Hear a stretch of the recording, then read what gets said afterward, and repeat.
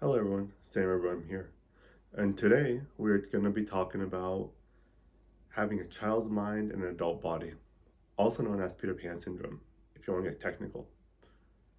It's when, even though you're a professional, you're a full-on adult, you have work or career, you're a parent, you're married, no matter what it is, it feels like you're playing a role in a game.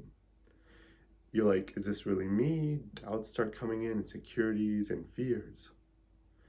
People able to push your buttons, minor manipulation here and there, and people telling you who and how you should be at your age or tell you to act your age.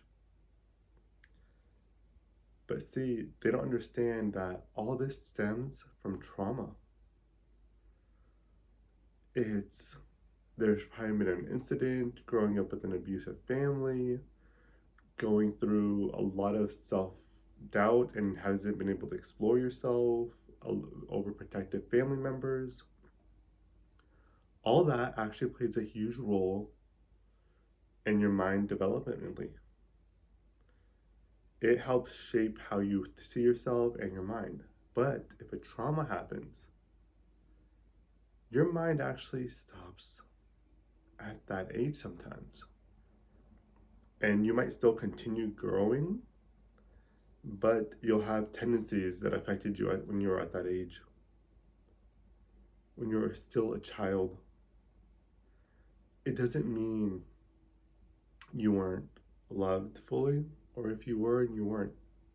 Everyone has their own story. But when that trauma hits, when that trauma happens, it affects you. It affects you in ways you never thought it would. It affects you in ways you never thought it should. And sometimes it could be major trauma such as abuse or an accident or a life-defining moment. Or sometimes it could be just a small thing that your family would tell you every now and then occasionally. But see, that small thing to some people is something big to others. So when tried people talk down to other people about, oh, and that just happened one time, but to you, to that person to be exact, happened once. But to you, it might have been a button they found, an insecurity that you weren't sure you had anymore. And that's what we're being talking about. Button pushing today. It's when you react based on what people tell you and not on how you want to be. When you get your buttons pushed, it's like they found that weak spot, that control over you. And it's like the saying goes, you can't control what people tell you, but you can control your reaction to them. That's a thing though. When you get your buttons pushed, it's harder to control. It's harder to be in that aspect of yourself. And that's one of the things, one of the symptoms to be exact of being a child in an adult's body. The button pushing. The second one is doubt. Another symptom to be exact. Not even a second symptom, but another one. And that doubt that creates that, am I doing this? Can I do this? Are you sure I'm able to do this? I'm not ready to be a dad. I'm not ready to jump and be a full-on professional. I can't help this person. I can't do this. I can't do that. And all those words, all those thoughts and feelings are just doubt that comes up because we feel like I'm still a child. I'm not ready for all this responsibility. And all that responsibility does is push us down more instead of helping the person rise up. Because you see, when that person is growing, when that person is flourishing. The doubt, the insecurities wouldn't be there fully. There'll always be a little bit. There'll always be a little bit of fear or doubt because you're always walking to the unknown. But when you have a child's mind into adult body, they're completely different. It affects you in ways you never thought it would. It affects you in ways you never thought you wanted to, because it becomes so crippling and not able to move forward and do the things you want. Sometimes it even gets to the point of you are constantly running because you doubt you can survive or make it through this one aspect. And the next one, powerlessness. Feeling powerlessness in who we are, in our lives, in our aspects, not being able to fully embody and show the world, this is me, this is my power, this is my boundary,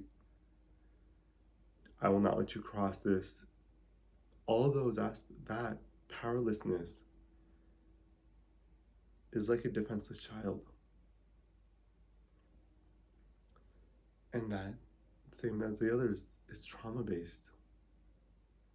Feeling like you're defenseless, like there's something wrong with you, like you are doing something wrong. All that is based off you, no, actually not you, I apologize for that. It's based off people telling and taking your power from you and telling you other aspects. You're too smart. You're too powerful. But when you feel like a child, you don't understand how much power, how smart you are, how amazing you are. And then you have your life people telling you you can't. You shouldn't. Are you sure you can do this? Are you sure you want to do this? And that starts to create that powerlessness and insecurities. And, oh my God, what if they're right? What if I can't do this? What if I'm not able to do this? And then honestly, that's where it starts to hurt.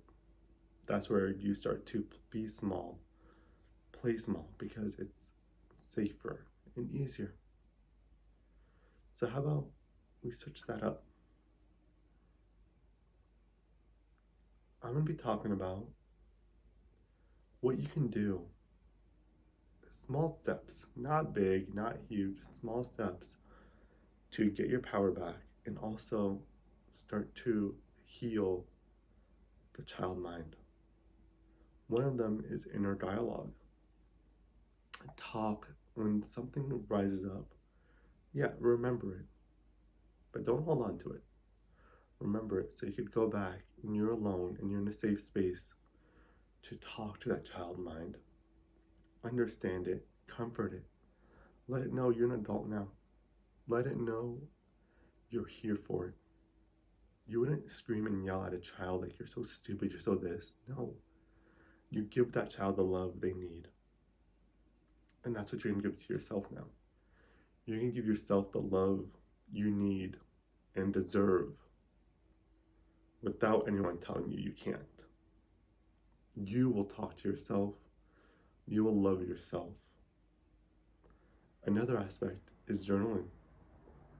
Writing down all those feelings that you have about yourself, who you are, who you should be, and then write down why they came from, but also taking it back and changing it to what you want. By journaling, you're creating and also releasing. The more you journal, the more you use your subconscious mind, and emotions and memories will come up instead. And you keep journaling, and those journals will become a healing space. What I like to do is I like to actually use different colors based on different emotions and different memories that come up and trigger me. And you have the option to do that. Some don't like to journal, they like to draw. Others like to sing, so they create lyrics and poetry. Use whatever aspect that you need to express those emotions that you have inside of you without anyone. You could do it secretly, you could do it openly, but it is your choice. No one else's on how you do it. And experiment and explore on ways to do it. Experiment and learn how I could talk to my inner child. Meditation. There's so many ways you could do it in meditation. Calming the mind, calming the breathing, sitting there. Use that and you'll see how it's going to help. Sometimes it gets scary. For some people, meditation actually causes anxiety and stress. But that's actually just quieting down the mind, that your body is in fight, flight, freeze, and fawn mode. And I will be talking about more of those in the next video. I hope you enjoyed the video today, guys.